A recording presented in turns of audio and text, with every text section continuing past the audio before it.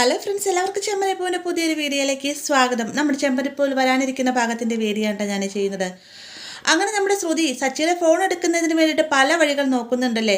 ഈ ഒരു ഫോൺ എടുക്കാൻ ശ്രമിക്കുന്നത് തന്നെ നവീൻ വഴി തൻ്റെ രഹസ്യങ്ങളൊന്നും തന്നെ തൻ്റെ വീട്ടുകാർ അറിയരുത് എന്നൊരു ഉദ്ദേശത്തോടു കൂടി തന്നെയാണ്. ഈ ഒരു വിവരം വീട്ടിൽ അറിഞ്ഞു കഴിഞ്ഞാൽ എന്നത്തേക്കുമായിട്ട് തനിക്ക് വീട്ടിലെ സ്ഥാനം നഷ്ടപ്പെടുക മാത്രമല്ല ശ്രുതിനെ വരെ നഷ്ടപ്പെടുമെന്ന് അറിയാവുന്നത് കൊണ്ട് തന്നെയാണ് നവീനെതിരെ ആന്റണിയെ കൊട്ടേഷൻ കൊടുക്കാനായിട്ട് ശ്രുതി ആന്റണിയുടെ അടുത്തേക്ക് ചെല്ലുന്നത്.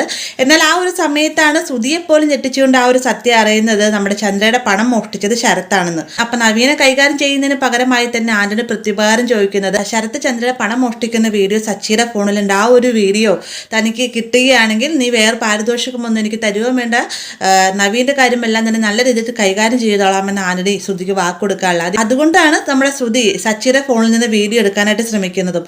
എന്നാൽ ശ്രുതി എന്ത് പേടിച്ച് ആ ഒരു കാര്യം അവിടെ സംഭവിക്കുന്നുണ്ട്. ശ്രുതിയുടെ ഫോണിലേക്ക് നവീൻ വിളിക്കുന്ന സമയത്ത് ഫോൺ എടുക്കുന്ന ചന്ദ്രയാണ് കേട്ടോ. ഡയറക്റ്റ് നവീൻ വിളിക്കുന്നതല്ല. നവീന് പണം കിട്ടാത്തതുകൊണ്ട് തന്നെ നവീൻ ശ്രുതിയുടെ പാർലറിൽ ചെല്ലുന്നുണ്ട്. അപ്പോൾ അവിടെ ശ്രുതി ഇല്ലാത്തത് കൊണ്ട് തന്നെ നേരെ ചെല്ലുന്നത് മീരയുടെ വീട്ടിലേക്കാണ്. മീരയുടെ വീട്ടിലേക്ക് കയറി ചെല്ലുന്ന സമയത്ത് മീര ആദ്യമൊക്കെ നവീനെ എതിർത്ത് സംസാരിക്കുന്നുണ്ടെങ്കിലും ഇനി നീ എതിർത്ത് സംസാരിക്കാനുമാണ് ഭാവമെങ്കിൽ നേരെ ഞാൻ ഇനി ശ്രുതിയുടെ വീട്ടിലേക്ക് ചെല്ലും, സത്യാവസ്ഥ എല്ലാവരോടും പറയുമെന്നൊക്കെ ഇങ്ങനെ നവീൻ ഭീഷണിപ്പെടുത്തുന്ന സമയത്ത് മീരയുടെ ഫോണിൽ നിന്ന് ശ്രുതിനെ വിളിക്കുകയാണ് കേട്ടോ. ആ ഒരു സമയത്ത് ശ്രുതി ബാത്റൂമിലായതുകൊണ്ട് തന്നെ ചന്ദ്രയാണ് മീരയാണ് ഫോൺ വിളിക്കുന്നത് എന്ന് അറിഞ്ഞുകൊണ്ട് തന്നെ ഫോൺ എടുക്കുന്നത്. ഫോൺ എടുത്ത ഉടനെ തന്നെ മീര പറയുന്നത്, എടി ദാസ് ഇവിടെ വന്നിട്ടുണ്ട് എന്നാണ് കേട്ടോ. ആ ഒരു സമയം തന്നെയാണ് ശ്രുതി അങ്ങോട്ടേക്ക് വരുന്നത്. പെട്ടെന്ന് തന്നെ ചന്ദ്ര പറയുന്നത് മീരയുടെ കോളാണ്, അപ്പോൾ നിങ്ങൾ തമ്മിൽ എവിടെയും വെച്ച് കാണാനായിരിക്കും എന്ന് വിചാരിച്ചാണ് ഞാൻ ഫോൺ എടുത്തത്, മോളിത് സംസാരിച്ചോ എന്ന് പറഞ്ഞുകൊണ്ട് ശ്രുതിയുടെ കൈകളിലേക്കാട്ടി ഫോൺ കൊടുക്കുകയാണ് കേട്ടോ. എന്നിട്ട് ചന്ദ്ര അവിടെ തന്നെ നിൽക്കുകയും ചെയ്യുന്നുണ്ട്. ഈ ഒരു സമയം തന്നെ മീരയുടെ കയ്യിൽ നിന്ന് നവീൻ ഫോൺ തട്ടിപ്പറിച്ച് മേടിക്കുകയും ചെയ്യുന്നുണ്ട് കേട്ടോ. അതിനുശേഷം നവീൻ പറയുന്നത് എൻ്റെ പണം എവിടെയാണ്, എന്ന് കിട്ടുമെന്നൊക്കെ ചോദിക്കുന്നതിനെല്ലാം തന്നെ വാലും തുമ്പും ഇല്ലാതെയാണ് ശ്രുതി മറുപടി പറയുന്നത്. ഇത് കേൾക്കുമ്പോൾ തന്നെ നവീൻ ചോദിക്കും, നിൻ്റെ അടുത്ത് ആരോ ഉണ്ടല്ലേ എന്ന് ചോദിക്കുമ്പോഴത്തേക്കും ആ ഉണ്ട് എന്ന് ശ്രുതി മറുപടി പറയാണ്. നീ എന്നെ പോലെ തന്നെ അവിടെയുള്ളവരും കബളിപ്പിക്കുമല്ലേ, നീ പഠിച്ച കള്ളിയാണെന്നൊക്കെ പറഞ്ഞുകൊണ്ട് നമ്മുടെ ശ്രുതിനെ പറ്റി താഴ്ത്തിക്കെട്ടി സംസാരിക്കുന്നുണ്ട് കേട്ടോ.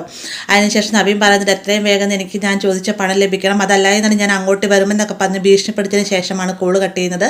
അപ്പോൾ കോള് കട്ട് ചെയ്ത് കഴിയുമ്പോഴത്തേക്കും ഈ ചന്ദ്ര ശ്രുതിയോടായിട്ട് ചോദിക്കുന്നു, ആരാണ് ദാസ് ചോദിക്കുമ്പോഴത്തേക്കും ശ്രുതി ഇന്ന് ഞെട്ടിപ്പോകുന്നുണ്ട്.